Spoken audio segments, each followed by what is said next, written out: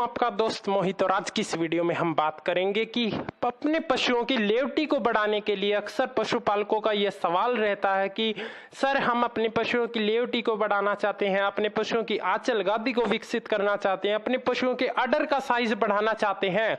तो उसके लिए हमने पार्ट 1, पार्ट 2, पार्ट 3 वीडियोस डाली हैं। लेकिन अब भी बहुत सारे पशुपालक कह रहे हैं कि सर मैंने अपनी भैंस को भरपूर मात्रा में सरसों का तेल पिला दिया, भरपूर मात्रा में उसको घी खिलाया, उसको गुड़ खिलाया, उसको चना भी मैं खिलाता हूँ, बैलेंस डाइट भी मैं उसको देता हूँ, और तो और सर मैंने उसको विटामिन एच की भी शीशी खिला दी, जिसको डॉक्टर लूट मचाते हैं और कहते हैं कि 1000 रुपया निकाल, विटामिन एच की शीशी ले जा और तेरी भैंस ऐसा इतना बड़ा अडर बनाएगी कि 25-30 लीटर का अडर वह बना लेगी। तो सर मैंने विटामिन एच की भी बहुत सारी शीशियां अपनी भैंस को पिला दी, लेकिन अभी भी मेरी कटड़ी पहली बार ब्याई है और उसने केवल 8 लीटर दूध दिया है। तो ऐसा क्यों है सर? तो मैं आप सभी को बता देना चाहता हूं कि फीडिंग जितनी ज्यादा इंपॉर्टेंट है उतनी ही ज्यादा इंपॉर्टेंट ब्रीडिंग होती है।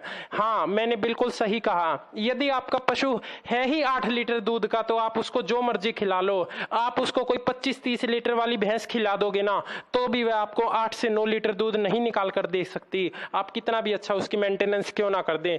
लेकिन यदि आपके पास कोई 20 लीटर वाली भैंस है तो आप उसकी कम से कम केयर करके भी आप उससे 15-16 लीटर दूध निकाल सकते हैं।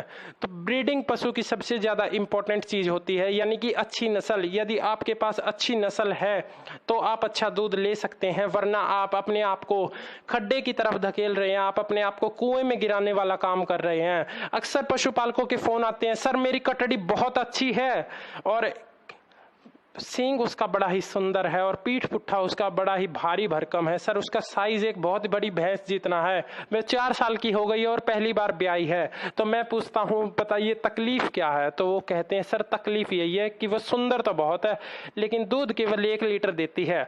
तो मैं कहता हूँ अरे वो क्या सुंदर है, दूध तो वो तेरे को 1 लीटर दे रही है, वो तेरा फायदा थोड़ी कर रही है, वो तो तेरे को खाने को लगी हुई है, क्योंकि 1 लीटर दूध तो 50 रुपए का हुआ और इतनी बड़ी भैंस खा जाती है रोज के 200 रुपए खाने वाली तेरे को दे तो 50 रुपए का रही है, तो 150 रुपया तो वो तेरी जेब से खा रही है, वो तो तेरे को कुएं में धकेलने का काम कर रही है। वो तो तेरे घर में एक सांप ऐसा है जिसको तू दूध पिला रहा है और वो तेरे को डसता जा रहा है। तो ऐसे सांप को अपने घर से बाहर निकाल दीजिए और एक ऐसा अच्छा जानवर अपने घर पर तैयार कीजिए, अच्छा कुत्ते जैसा वफादार आप अपनी भैंस को तैयार कीजिए, इतनी गजब की भैंस आप तैयार कीजिए अच्छी ब्रीड के माध्यम से, अच्छी नस्ल के माध्यम से, कि कम से कम वह पहले ब्यात में आपको 10 लीटर दूध तो निकाल कर ही दे।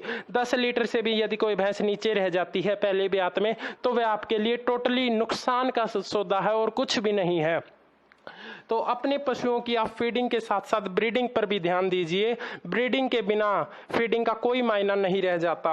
यदि आप अच्छी ब्रीडिंग है और अच्छी फीडिंग है तो आप 25-30-35 लीटर तक पहुंच सकते हैं, लेकिन यदि आपकी फीडिंग अच्छी है तो आप उससे केवल उसको भारी बना सकते हैं, उसको तगड़ा कर सकते हैं, उसको ऊंची लंबी कर सकते हैं, लेकिन आप उससे दूध नहीं प्राप्त कर सकते। और पशुपालक का जो असली मुनाफा होता है, जो असली कमाई होती है, वह दूध बेचने में ही होती है, न कि पशु की सुंदरता में होती है।